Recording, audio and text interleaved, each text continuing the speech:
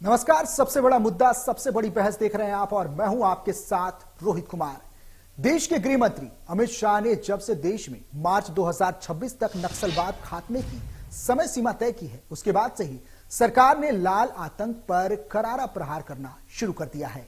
आलम यह है कि या तो नक्सली मारे जा रहे हैं या फिर आत्मसमर्पण कर रहे हैं। इसी कड़ी में नक्सल प्रभावित गढ़चिरौलियों में नक्सली संगठन को बड़ा झटका लगा है। यहां 7 करोड़ के इनामी समेत 61 नक्सलियों ने पुलिस और सुरक्षा बलों के सामने आत्मसमर्पण किया है। वहीं सुकमा में भी 50 लाख के इनामी 27 नक्सलियों ने सरेंडर किया। पुलिस के मुताबिक आत्मसमर्पित नक्सली कई वर्षों से बड़े हमले में शामिल थे, तभी ये अपने हथियार और विस्फोटक सुरक्षा बलों को सौंप दिए हैं। उन्हें शासन की पुनर्वास योजना के तहत सहायता दी जाएगी। गढ़चिरौली पुलिस अधीक्षक ने इसे सुरक्षा बलों की रणनीति और जनता के सहयोग का परिणाम बताया है। उन्होंने कहा कि जंगलों में अब भय नहीं, विश्वास का माहौल बन रहा है।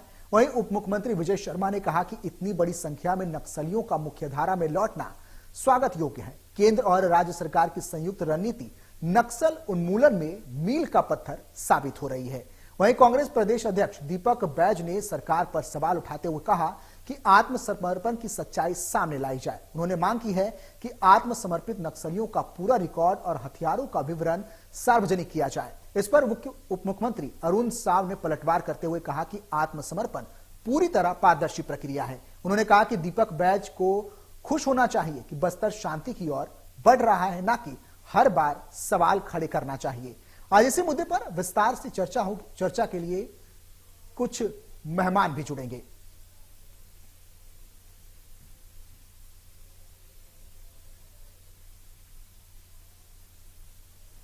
तो देश में नक्सलवाद अब अंतिम सांसें ले रहा है। गृह मंत्री अमित शाह के बयान के बाद लगातार कार्रवाई की जा रही है।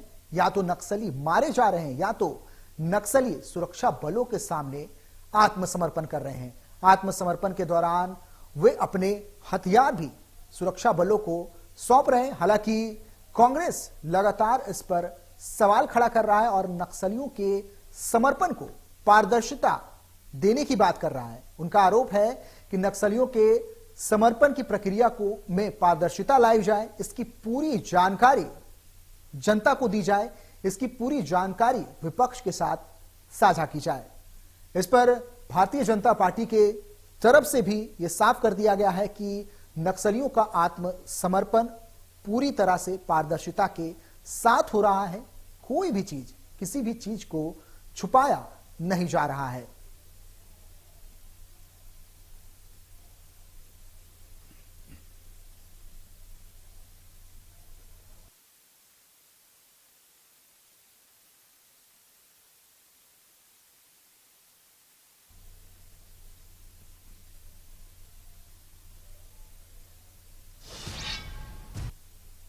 चलिए चर्चा की शुरुआत कर लेते हैं। इससे पहले आपको मेहमानों से रूबरू करवा देते हैं। मिनी पांडे बीजेपी प्रवक्ता हैं, बहुत स्वागत है मिनी जी आपका।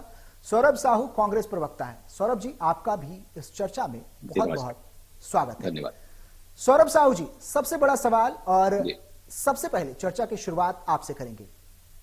कौन सी पारदर्शिता की आप बात कर रहे हैं? अगर नक्सली प्रदेश में आत्मसमर्पण कर रहे हैं तो इसमें क्या दिक्कतें आ रही हैं आपको? कौन सी पारदर्शिता की आप बात कर रहे हैं? देखिए रोहित जी, सर्वप्रथम तो मैं सुरक्षा बलों को बहुत बहुत बधाई दूंगा कि जिस तरीके से वो लोग कार्रवाई कर रहे हैं उसमें निश्चित रूप से कांग्रेस पार्टी का मैं स्टैंड भी आपको क्लियर कर दूं कि अगर नक्सल अभियान हो या फिर आतंकवाद के खिलाफ कोई लड़ाई हो या किसी भी प्रकार की इस तरीके की कोई भी कार्रवाई हो तो उसमें कांग्रेस पार्टी निश्चित रूप से सुरक्षा बलों और पुलिस और सरकार के साथ खड़ी हुई है, कंधे से कंधा मिलाकर चलेगी। ठीक है। लेकिन यहाँ पर जब कोई बात आती है रोहित जी, यहाँ पर कि जब हम कोई भी इस तरीके की जो सवाल उठाते हैं तो निश्चित रूप से कहीं ना कहीं जो वहां रहवासी होते हैं, जो वहां के लोकल ग्रामीण होते हैं, उनके तरफ से जब कोई बात आती है कि जैसे कि कोई मुठभेड़, कोयली बेड़ा की घटना याद कर लीजिए आप कि 11 लोगों का वहां पर मुठभेड़ में मारे गए, उसमें से 2 जो थे वो ग्रामीण ही थे और इस चीज का ज्ञापन लेकर के वो मुख्यमंत्री निवास तक भी आए थे, रायपुर तक। तो जब इस तरीके की ग्रामीणों के तरफ से कोई बात आती है तो हम आम जनता की आवाज और वहां के आदिवासी भाई बहनों की आवाज बन करके इस मुद्दे को विपक्ष के नाते, कि वहां के हमारे जो वनवासी भाई बहन हैं उनके साथ कोई अत्याचार ना हो, अन्याय ना हो और उनको उनका अधिकार मिले, इस वजह से हम इन बातों को उठाते हैं। तो कहीं ना कहीं जब ग्राउंड लेवल से ये रिपोर्ट आती है तो अब इस तरीके की बहुत सारी घटनाएं, रोहित जी मैं आपको याद दिला दूंगा। करेगुट्टा की पहाड़ियों में अभी जो मुठभेड़ की बात जी। हो रही थी, गृह मंत्री जी का बयान आता है कि वहां इस तरीके की कोई मुठभेड़ नहीं हो रही है, जबकि मुख्यमंत्री जी का बयान आता है कि वहां पर मुठभेड़ हो रही है। तो जब दो महत्वपूर्ण पदों पर बैठे हुए, एक तो प्रदेश के मुखिया और दूसरे गृह मंत्री, दोनों के जब बयान अलग अलग आ जाते हैं, दोनों की तरफ से जानकारी अलग अलग मिलती है, तो कहीं ना कहीं हमारा उस पर सवाल उठाना तो लाजमी है। हम उसमें सवाल उठा करके जो सही बात है उसको पूछने का अधिकार तो विपक्ष के नाते रखते हैं, रोहित जी। तो इसी तरीके की बात होती है, और जो माननीय प्रदेश अध्यक्ष जी दीपक बैज जी ये सवाल उठा रहे हैं, तो निश्चित रूप से वो इसी पारदर्शी प्रक्रिया की कोई चीजें अलग अलग ना हो। अगर नक्सली सरेंडर कर रहे हैं तो इसका स्वागत करते हैं, और जैसा मैंने स्पष्ट किया कि कांग्रेस पार्टी निश्चित रूप से सभी सुरक्षा बलों के साथ में कंधे से कंधा मिलाकर खड़ी है, और हम चाहते ही हैं कि छत्तीसगढ़ से और पूरे देश से नक्सल मुक्त हो, और जो टारगेट लिया है वो निश्चित रूप से अचीव भी होना चाहिए। लेकिन इस पूरी कड़ी में कहीं पर भी कोई आम ग्रामीण या आम जनता जो है वो हताहत ना हो, और अगर गलती से इस तरीके की कोई घटना हो भी जाती है तो उसे उचित मुआवजा और उनके अधिकारों की रक्षा होनी चाहिए। ये हमारी मांग हमेशा रहती है, और निश्चित रूप से इस बात को ध्यान में सरकार को रखना चाहिए। सरकार की नीति और नियत इस बारे में स्पष्ट होनी चाहिए, रोहित जी। ठीक है सौरभ जी। मिनी जी, सौरभ जी तो नक्सलियों के खात्मों का स्वागत कर रहे हैं, सरकार की तारीफ भी कर रहे हैं, लेकिन थोड़ी पारदर्शिता लाने की बात कर रहे हैं, और ये भी कह रहे हैं कि नेताओं के बयानों में अंतर देखने को मिलता है। मिनी जी। जय जोहार सभी को। देखिए, स्पष्ट है कि नक्सली आत्मसमर्पण कर रहे हैं, उनको केंद्र सरकार पे, राज्य सरकार पे पूरा भरोसा है, और वो अब विचारधारा अपनी बदलना चाहते हैं नक्सली। सेना के जवान हमारे ऐसी ऐसी जगहों पे जाकर के कैंप बना रहे हैं जहां नक्सली छुपते थे, जहां नक्सलियों का ठिकाना था। अब उनके पास ना छुपने का जगह है, ना उनके ठिकाने बचे हुए, और नक्सली भी अब विचारधारा परिवर्तन करना चाह रहे हैं, वो आम जिंदगी जीना चाह रहे हैं। सरकार की जितनी योजनाएं नक्सलियों को ध्यान में रख करके बनाई गई है, उनके पुनर्वास का वो चाहते हैं कि वो मुख्य धारा से जुड़े। उनके लिए राशन कार्ड है, उनके लिए आधार कार्ड है, उनके लिए प्रधानमंत्री आवास योजना, उनके लिए रोजगार के अवसर, उनके लिए हर तरीके से सरकार जो नक्सली आत्मसमर्पण कर रहे हैं उनके लिए व्यवस्थित कानून, सरकार व्यवस्थित उनके लिए धरातल पर योजनाएं बनाई हुई है।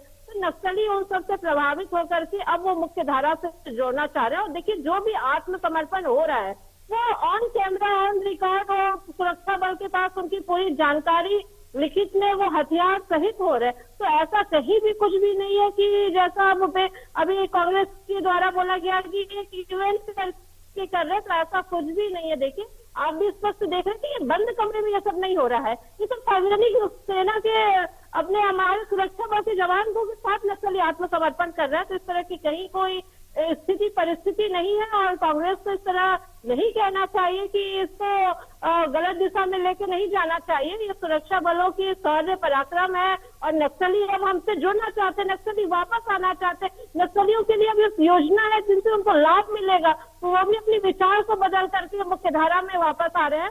तो ऐसा कुछ भी नहीं है, और हर नक्सली जो भी आत्मसमर्पण कर रहा है वो ऑन रिकॉर्ड है, उनकी पूरी जानकारी सेना के पास है। तो इस तरह का सवाल कांग्रेसियों को नहीं करना चाहिए, उनको सरकार के साथ खड़ा होना चाहिए, क्योंकि पूरे देश में चल रहा है। ठीक है, आप दोनों मेहमान हमारे साथ बने रहें, चर्चा आगे जारी रहेगी, लेकिन उससे पहले आपको कुछ सियासी बयानबाजियां सुनाते हैं। आज गढ़चिरौली जिले में 61 लोगों ने मतलब सरेंडर किया है। उनका ये पुनर्वास करना, मुख्य धारा में जुड़ना स्वागत योग्य है। इसमें पॉलिट ब्यूरो मेंबर जो उनके हैं, कहा जाता है कि वो जनरल सेक्रेटरी भी उनको घोषित किया गया था, जो भी उनकी स्थिति होगी। पॉलिट ब्यूरो मेंबर वो वेणुगोपाल के साथ 60 अन्य नक्सली, उसमें भी 21 जो ऑटोमेटेड वेपन है और 56 फुल वेपन के साथ एक बड़ी संख्या में लोगों ने पुनर्वास किया है, मुख्य धारा में जुड़े हैं। ये स्वागत योग्य है, और पूरे ही नक्सल उन्मूलन के इस लक्ष्य को लेकर के जो काम सरकारें कर रही है, माननीय केंद्रीय गृह मंत्री जी अमित शाह जी के और हमारे सभी राज्यों के मुख्यमंत्री भी इस दिशा में काम कर रहे हैं। उस दिशा में आप देखेंगे तो ये मील का पत्थर, ये बहुत बड़ी सफलता है।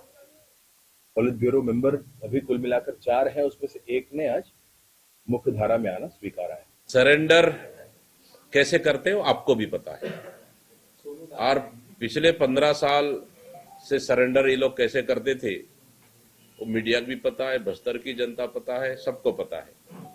और अभी जो 100 नक्सली या कितने नक्सली तो सरेंडर कराए ना, वो तो एक महीना पहले से सरेंडर किए हुए थे थानों में, 1 महीना पहले से सरेंडर किए हुए थे। और हमें ये भी पता है कि एक वो गाड़ी का पंचर बनाने वाला, उसको भी सरेंडर कराने की तैयारी में थे। जब गृह मंत्री आने का रहता है तो उसको प्रेजेंटेशन करने के लिए महीने 2 महीने पहले के सरेंडर नक्सलियों को फिर एक बार फिर सरेंडर कराया जाता है। सार्वजनिक होता ही है, सार्वजनिक रूप से जो सरेंडर करने वाले लोग हैं उनको सार्वजनिक किया जाता है, उनके डिटेल भी सार्वजनिक किए जाते हैं।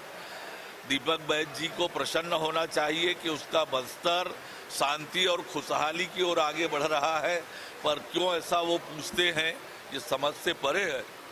आज मैं आपको बताना चाहूंगा कि क्या परिवर्तन आ रहा है बस्तर में। बस्तर में आपको याद होगा पिछली बार जब बस्तर ओलंपिक का आयोजन हमने किया, 1,65,000 लोगों ने पंजीयन कराया था, और आज 15 तारीख है, आज तक 3,09,411 पंजीयन हो चुके हैं। पंजीयन 5 दिन और बचा है, 20 तारीख तक पंजीयन होना है। ये उत्साह और ऊर्जा बस्तर में आई है, किस तेज गति से युवाओं में उत्साह आ रहा। ठीक है मीनू जी, अभी हमने दीपक वैज का एक बयान सुनाया अपने दर्शकों को। वो कह रहे हैं कि पंचर वालों को भी जबरन सरेंडर करवाया जा रहा है। क्या मायने इस बयान के? देखिए, भ्रामक और झूठी बातें हैं। इस तरह का इतना बड़ा सेना और सुरक्षा बल के जवान हमारे रात दिन जंगलों में अपने जान पे खेल करके इतना बड़ा नक्सल सर्च ऑपरेशन चला रहे हैं, और एक एक नक्सली को या तो वो हथियार से जवाब दे रहा है, उसको हथियार से जवाब दे रहे हैं, जो समर्पण करना चाह रहा है उनको इतने मान सम्मान के साथ वापस ला रहे हैं। तो इस तरह की बातें कांग्रेस को नहीं बोलना चाहिए, इस तरह के बयान नहीं देना चाहिए। किसी भी आम आदमी को नक्सली बना के नहीं पेश किया जा सकता है। आज के समय में तो ऐसा नहीं है। कांग्रेस के समय में मुख्यमंत्री जी सबूत जेब में लेके घूमते थे, जब सबसे ज्यादा तो कांग्रेसी नक्सलवाद से पूरा उनका शिष्ट नेतृत्व चला गया। वो जेब में सबूत लेके घूमते रहे, पेश नहीं किए। तो दीपक बैज जी कभी उस पर ध्यान नहीं दिए। एक बार उनकी जेब से निकाल के देखें कि वो सबूत क्या है, एक बार उनको उस पर ध्यान देना चाहिए, और देश के जवानों पे इस तरह सवाल नहीं करना चाहिए। कोई भी सेना प्रमुख, कोई भी हमारा पूरा इतना बड़ा सुरक्षा बल लगा हुआ है, केंद्र से लेके राज्य से लेके शासन प्रशासन लगी हुई है, तो इस तरह की हरकतें नहीं होंगी। इस तरह की छोटी बातें दीपक बैज जी को देश के सैनिकों के बारे में नहीं कहना चाहिए। देखिए, नक्सलियों का रिकॉर्ड उनके पास है, वो चाहे तो देख सकते हैं। अभी हमारे उप मुख्यमंत्री जी का बयान आपने सुना कि पूरी पारदर्शिता के साथ खुले मंच में हो रहा है सब कुछ। तो इनको इस तरह की भ्रामक बातें और देश के सैनिकों पे और सरकार पे इनको शक और शंका नहीं करना चाहिए। एक बार मुख्यमंत्री भूपेश बघेल, पूर्व मुख्यमंत्री भूपेश बघेल की जेब में देखिए क्या सबूत है, उसको भी कभी सामने लेके आए वो। ठीक है मिनी जी, ठीक है। सौरभ जी, दीपक वैज आपके प्रदेश अध्यक्ष है, उनके बयान के क्या मायने हैं, आप बताइए। देखिए रोहित जी, निश्चित रूप से जो माननीय प्रदेश अध्यक्ष जी ये जो सवाल उठा रहे हैं, इसमें कहीं ना कहीं सच्चाई है, इसलिए उन्होंने ये सवाल उठाया। इस तरीके की घटनाएं मैंने आपको पहले भी पूर्व के वक्तव्य में कहा कि जो हमारे पास बातें आती है वो हमारी मनगढ़ंत बातें नहीं है, वो कहीं ना कहीं ग्राउंड लेवल से लोकल जो वहां के लोग हैं, आदिवासी भाई बहन हैं, उनके तरफ से जो बातें हमको फीडबैक मिलती है, हम उनको आधार बना करके उनकी आवाज बनने का प्रयास करते हैं। सौरभ जी, आप देखिएगा नारायणपुर की भी एक घटना आपको रोहित जी बताता हूं मैं। एक सवाल ले लीजिए, एक सवाल ले लीजिए। जी जी, आप ऐसे लोगों को सामने लेकर क्यों नहीं आते? आप बातचीत की निश्चित बात रूप कह से। रहे हैं कि उन लोगों से बातचीत हुई, हाँ। उन्होंने अपना दुख बताया, लेकिन आप ऐसे लोगों को सामने लेकर क्यों नहीं आ रहे हैं? देखिए, उनके भी मन में रोहित जी कहीं ना कहीं डर है। हम अपोजिशन में बैठे हैं, विपक्ष में बैठे हैं, हम तो उनको सुरक्षा दे नहीं सकते। अभी भारतीय जनता पार्टी के ही कुछ लोग ये बात कहते हैं कि जो नक्सलियों का जो डाटा है वो सार्वजनिक इसलिए नहीं करते हैं क्योंकि वो उनके कॉन्फिडेंशियलिटी का मैटर है। तो यहाँ पर तो वो जो बंदा है उसको कहीं ना कहीं सुरक्षा का भय तो होगा ही। तो ये बहुत बड़ी बात है। और आप नारायणपुर की घटना देखिए ना, एक मध्याह्न भोजन बनाने वाला जो रसोइया है, जब वहां पर 11 लोगों का मुठभेड़ में 2 जो ग्रामीण मारे जाते हैं, उसमें एक जो है वो रसोइया है, जिसको 2 साल तक यही बीजेपी सरकार उसके अकाउंट में वेतन देने का काम करती है, और बाद में उसको नक्सली घोषित करके उसको मुठभेड़ में मारा गया, ये बताती है।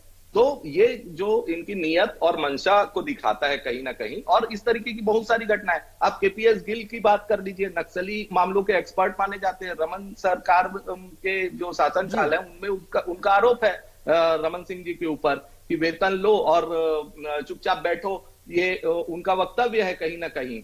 और आप ये भी देखिएगा कि पेखन गागड़ा जी जो इनके जो पूर्व मंत्री है, उनके भाई हैं, और उनके ऊपर 91 लाख रुपए के टेरर फंडिंग का केस दर्ज होता है। तो इनकी नियत और मंशा तो आप देखिए रोहित जी कि कहीं ना कहीं ये जो बात कह रहे हैं और ये जो कार्य कर रहे हैं, और इन्हीं के जो बड़े कार्यकर्ता, मैं तो एकदम छोटे कार्यकर्ताओं की बात भी नहीं कर रहा हूं, मंत्री के भाई के ऊपर टेरर फंडिंग का आरोप लग जाता है। इनके जो धर्मेंद्र चोपड़ा कांकेर के एक ठेकेदार, वो किनकी गाड़ी से गिरफ्तार होते हैं? स्वर्गीय सांसद सोहन पोटाई जी की गाड़ी से गिरफ्तार होते हैं, और वो नक्सलियों को 10 साल तक माल सप्लाई कर रहे होते हैं।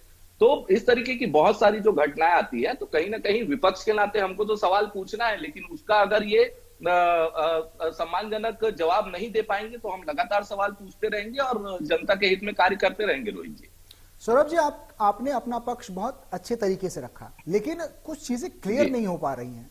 क्या आप जी बताएं। नक्सलियों के खिलाफ जो कार्रवाई हो रही है उसके खिलाफ है? गलत तरीके से कार्रवाई हो बिल्कुल रही है? नहीं, मैं पूरा सुन लीजिए, सवाल पूरा सुन लीजिए।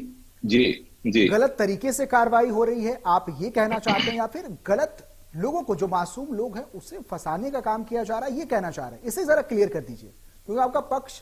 देखिए, हमारा पक्ष बहुत क्लियर है कि अगर नक्सलियों के खिलाफ कार्रवाई हो रही है तो उसमें मैंने आपको पूर्व में भी कहा कि हम साथ में खड़े हुए हैं, लेकिन वहां पर जो जिस तरीके से वहां के मासूम लोगों को की जान चली जाती है इसमें, चाहे वो जानबूझकर हो या गलती से हो, रोहित जी, दोनों ही बात बहुत स्पष्ट है कि अगर ये जानबूझ के भी किया जाता है तो ये सरकार को स्पष्ट करना चाहिए, क्योंकि 2 साल से ये अभी शासन प्रशासन संभाल रहे हैं। तो ये सरकार की महती जिम्मेदारी है कि ये स्पष्ट करे कि वहां पर जानबूझ के इस तरीके की बातें हो रही, या कई बार ऐसा होता है कि मुठभेड़ में वहां के आम जन जो है वो भी हताहत होते हैं। तो मैं तो ये कहता हूं कि अगर उस तरीके की भी कोई बात होती है तो उनको प्रॉपर मुआवजा मिलना चाहिए, उनके अधिकारों की रक्षा होनी चाहिए, उनको यहाँ राजभवन ज्ञापन देने आने की जरूरत नहीं पड़नी चाहिए, या फिर गृह मंत्री के आवास पे जो सरेंडर किए हुए नक्सली हैं उनको भी अपने अधिकारों के लिए, जो नीति उनके लिए बनाई गई है उसके लिए उनको धरना प्रदर्शन करने की जरूरत नहीं पड़नी चाहिए। आप पिछले 10 महीने की घटनाएं उठा करके देख लीजिए, राजभवन में भी ज्ञापन देने के लिए वहां के ग्रामीण और जो सरेंडर किए गए नक्सली थे वो आए थे, गृह मंत्री जी के आवास में भी उन्होंने धरना प्रदर्शन किया था अपने अधिकारियों के लिए कि जो मुआवजा मिलना चाहिए वो मिला नहीं। तो इस तरीके की बात नहीं होनी चाहिए, क्योंकि अगर इस तरीके की बात होती है तो जो आत्मसमर्पित नक्सली है वो, मुझे लगता है कि फिर से उनका प्रशासन के ऊपर से विश्वास उठेगा, और फिर से ये डर है कि वो उसी मार्ग पे चले जाएं जिस मार्ग को वो छोड़ करके आए हैं। तो निश्चित रूप से विकास, विश्वास और सुरक्षा की जो नीति है, जो हमने अपने 5 सालों में स्थापित किया था 2018 के बाद, तो उस नीति को लेकर के आगे बढ़ना चाहिए, क्योंकि नक्सली भी अल्टीमेटली इंसान है रोहित जी, और उनको मुख्य धारा से जोड़ना हमारा मुख्य पर्पस है, ना कि उनको गोलियों से भून करके उनकी जीवन लीला समाप्त कर देगी। एक टारगेट कभी भी नहीं है, क्योंकि वो भी हमारे कहीं ना कहीं यही के आम जन का हिस्सा है या हिस्सा बनने का प्रयास कर रहे हैं। तो उनको उस तरीके से नीति का लाभ मिलना चाहिए अच्छी तरीके से, मुझे ये लगता है। ठीक है, मिनी पांडे जी, क्या जानबूझकर के भी ऐसी कैजुअलिटीज कभी होती हैं क्या?